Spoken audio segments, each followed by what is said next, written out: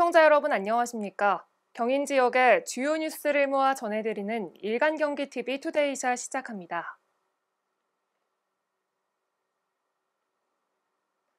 첫 번째 소식입니다. 경기도가 불공정한 부동산 공시가격 제도 개선을 위해 나섰습니다. 경기도는 오늘 국회의원 32명과 함께 비주거용 부동산 공평과세 실현 정책 토론회를 열었는데요. 이재명 도지사는 이 자리에서 조세는 국민들이 국가 구성원으로 부담하는 가장 핵심적인 것으로 실질적 형평성이 보장돼야 한다며 비주거용 부동산을 비롯한 조세제도 전반의 개편 필요성을 강조했습니다. 앞서 경기도는 상가 등 비주거용 부동산의 토지와 건물의 현실화율 불균형이 심각하다며 비주거용 부동산 공시제도의 조속 시행 등을 정부에 건의한 바 있습니다.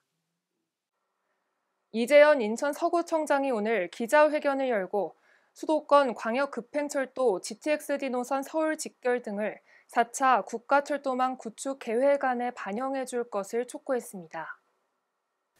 이재현 구청장은 서구는 검단 신도시 등 대규모 개발 사업으로 인구 100만을 바라보고 있지만 광역교통망은 수도권에서 가장 열악하다며 출퇴근 지옥철은 불보듯 뻔한데 국토부가 아무런 대안도 없이 지역 주민의 인내만을 강요하고 있다고 주장했습니다. 이어 인천시가 요청한 인천국제공항과 김포를 양기점으로 하는 Y자 형태의 110km 길이 GTX-D 노선의 철도망 구축 계획 반영 촉구와 서울 지하철 2호선 청라 연장과 5호선 검단 연장 노선 반영도 요구했습니다. 한편 현재 인천 서구 주민들이 출퇴근 시 이용하는 공항철도의 혼잡률은 217%, 인천 2호선의 경우는 200%, 서울 9호선은 237%에 달합니다. 수소를 주거와 교통에너지원으로 활용하는 등 수소경제 선도지역으로 거듭날 안산 수소 시범도시가 내년 말 준공을 목표로 착공했습니다. 착공식에는 이재명 경기도지사를 비롯해 전해철 행정안전부 장관과 윤하섭 안산시장 등이 참석했는데요. 윤하섭 시장은 안산시가 정부의 수소경제 활성화 로드맵에 발맞춰 글로벌 시대에 걸맞은 친환경 수소특별시로 자리매김할 것이라며 세계적인 모범 수소도시로 탄소 중립시대를 앞당길 수 있도록 노력하겠다고 말했습니다. 착공식에 이어 안산시가 지방정부 최초로 지하수소 배관망을 연계한 충전소인 수소 1호원 충전소에서 직접 수소차 충전을 시연하고 시승하는 등의 시간도 진행됐습니다.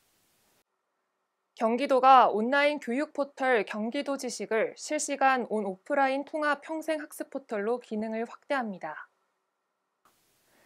경기도 지식은 코로나19 이후 교육 환경 변화와 미래 사회 산업 구조 변동에 대비해 도가 운영 중인 온라인 교육 포털인데요.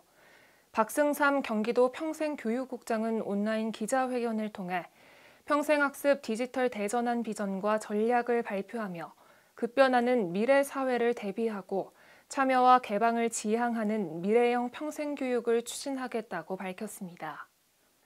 이에 따라 경기도는 각 시군별로 디지털 평생학습이 가능한 전용 플랫폼 구축 지원과 자체 제작 온라인 콘텐츠 등을 제공할 예정입니다.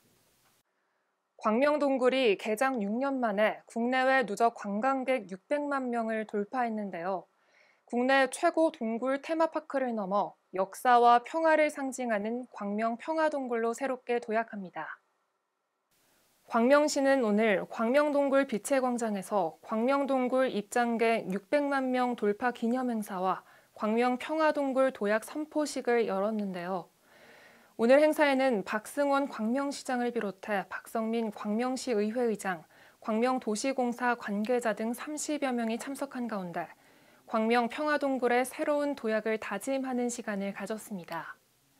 광명시는 광명동굴 입장료 수입의 1%를 광명시 남북교류협력기금에 적립해 평화와 상생을 위해 남북협력 사업을 지원하고 동굴 주변에 평화공원을 조성해 역사와 평화를 상징하는 공간으로 만들어 나갈 계획입니다. 일간경기TV 투데이샷 오늘 준비한 소식은 여기까지입니다.